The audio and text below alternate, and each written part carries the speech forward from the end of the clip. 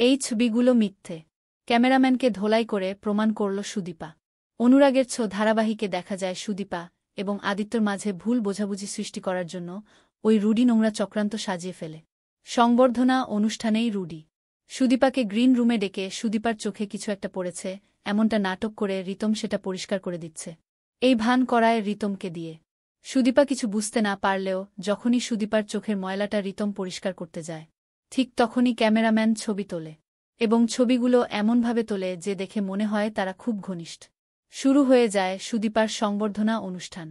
অন্যদিকে দেখা যায় আদিত্য যেখানে বসে থাকে ঠিক আদিত্যর পায়ের কাছে রুডি চক্রান্ত করে ওই ছবিগুলো অন্য একটা লোক দিয়ে ফেলে দেয়। আর ওই ছবিগুলোকে কুড়িয়ে নেয় আদিত্য। ছবিগুলো খাম থেকে বের করে যখনই দেখে আদিত্য তখনই চমকে যায়।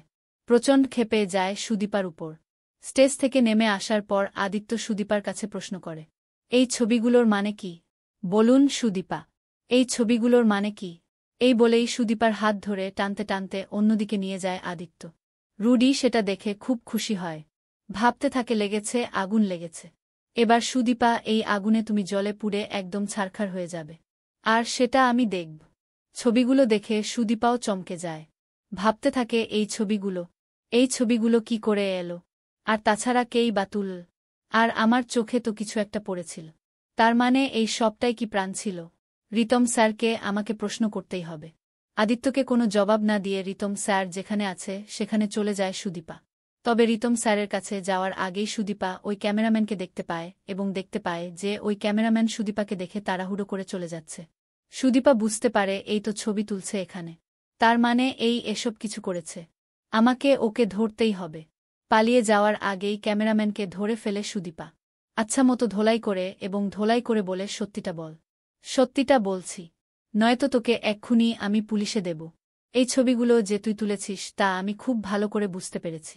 লোকটি সুদীপার কাছে ধোলাই খেয়ে সবটা স্বীকার করে এবং লোকটি সুদীপার কাছে ধোলাই খাওয়ার পর আদিত্য সামনেই বলতে থাকে, আমাকে মাফ করে দিন, আমাকে পুলিশে দেবেন না, আমি আসলে কিছুই করতে চাইনি, আমি আসলে টাকার জন্য করেছি। সুদীপার কাছে ধোলাই খাওয়ার পর পুলিশের ভয়ে মুখ খুলে ওই ক্যামেরাম্যান এবং বলতে থাকে যে আমি কিছু করিনি, আমার কোনো দোষ নেই, আমাকে শুধু কটা ছবি তুলতে বলেছিল। কে ছবি তুলতে বলেছিল জানতে চাই সুদীপা। ঠিক তখনই সেখানে এসে দাঁড়ায় রুডি বুঝতে পারে সে তো ধরা পড়ে যাচ্ছে।